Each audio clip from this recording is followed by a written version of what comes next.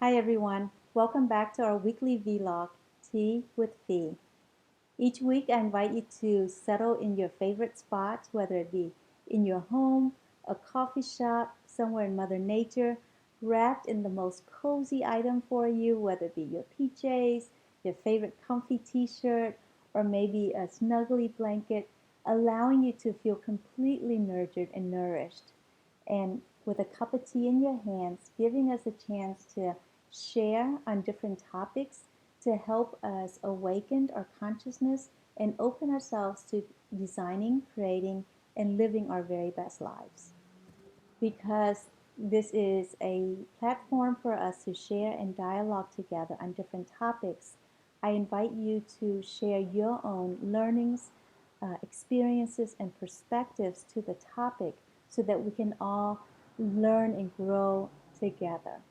What I share comes from my years of learnings, my own personal experiences, and the perspectives I now have as a result of those things. And I would love to hear your own journey so that we can learn from each other and grow together. This week's topic is on freedom. And before we start going further into the topic, if you do not have your favorite cup of tea in your hands, please go make yourself a cup of tea, come back, settle in, snuggle, and then we'll continue on with our journey. So press pause, go do that, and come back, and we'll continue on together. Now, freedom. Freedom is such a huge topic, and ultimately, that's what we all want on our journey, the ability to experience freedom in each moment of our lives. It will take several vlogs to adequately explore what freedom is and what freedom means for each of us. In this vlog, I want to explore freedom and how freedom can show up in our lives within the structure of the vlog. Each week, I set the timer for 5 minutes. So the timer is set, it's been running. And when the mindfulness bell goes off in the timer, I will stop speaking, even if I'm in mid-sentence. Enjoy a deep breath, in and out.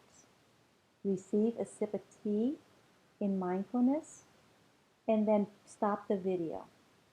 Now, how does this practice within the vlog show up in giving us freedom in our lives?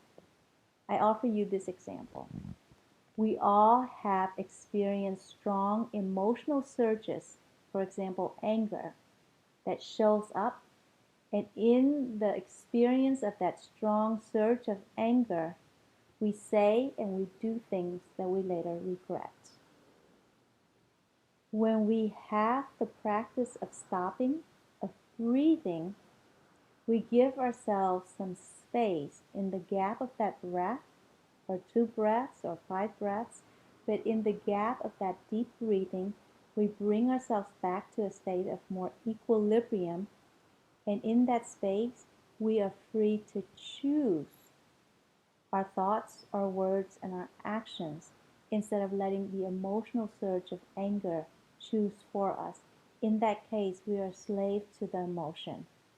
When we learn to stop, we empower ourselves to have the freedom to choose our response.